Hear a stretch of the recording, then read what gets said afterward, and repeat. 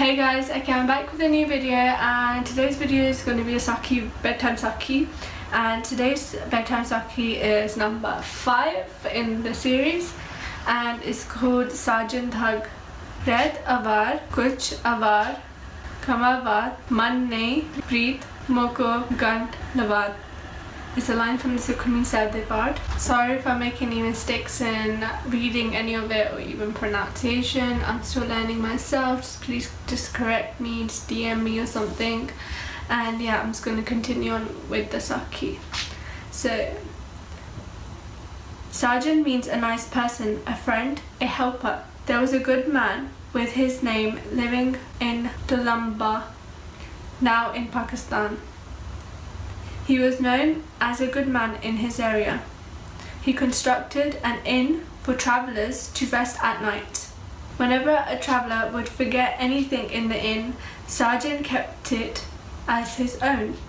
Slowly he developed a bad habit of stealing valuables of the travellers when they were sleeping at night. After some time, this bad habit made him wicked. He even killed people staying at the inn if he wanted to take away the travellers' belongings. Is Sajjan, because of his bad habits, thus a thug. The people therefore called him Sajjan Thug. One of the journeys, Guru Nanak Dev Ji and Bhai Mardana Ji stayed at Sajjan Thug's inn for the night. In the evening, when Sajjan Thug was to rob the visitors, Guru Nanak Dev Ji started singing a shabad, whilst Bhai Mardana played the rabab. The shabad explained that if a person is bad at heart and outward shows good acts means nothing.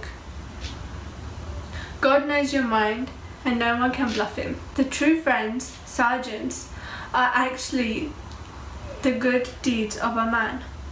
These good deeds help the man. Not only are they in this world, but also after death and in the next life. By evil acts, man makes his mind dirty, because of which he not only suffers here in the world, but also his soul remains dirty even after death. Sajjan Thug had been listening to the shabad attentively. As the shabad went into his ears, his mind started seeing the truth. He realized he was an evil man.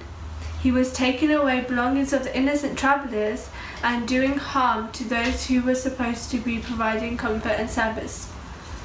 Sajjan Thug went to Guru, folded his hands and confessed before the Guru that he was Sajjan only by name, actually by his deeds he was a thug.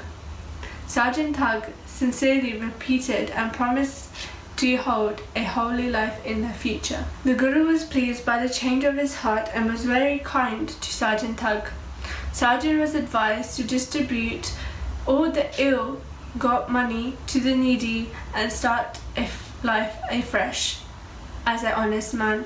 He sincerely practiced as Guruji advised him. He started helping the visitors and making their stay comfortable by whatever he could do for them. Thus, a Sajjan by name becomes Sajjan by his deeds as well after meeting Guru Nanak Dev Ji. Yeah, so that was the Sakhi, and again, it doesn't say a moral, but clearly it's very obvious. Basically, it's just saying how whatever you showed the world is what you need to implement when the world isn't even looking, because your deeds still count. So regardless what you show the world, it doesn't matter at all. It's what you are from the inside. So if the world sees you as a negative person, as long as your heart is clean, at the end of the day, that's what counts, because whatever your heart is and whatever your deeds are is what leaves the world with you, plus what you get out of this world.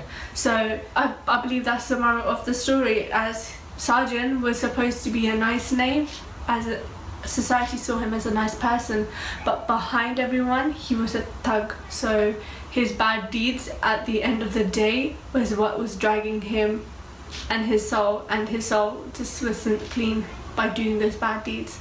So at the end of the day, whatever is in your heart matters more than what people see you as. because at the end of the day the truth will come out. If you are a decent person from heart, one day the world will see that decency. So you judging someone because of what they look like is irrelevant, because it does not count. Whatever someone sees from the outside isn't what's always in the inside. So never judge anyone, because that's not your place to be. And Waheguru is always watching what a person is from the inside. So you don't need to do that for Waheguru himself. You just focus on yourself. As he was focusing on stealing, he should have focused, once he focused on himself, he was able to move forward. So yeah, and that's the end of the Sakhi today. And yeah, until next week, I'll come back with part number 6.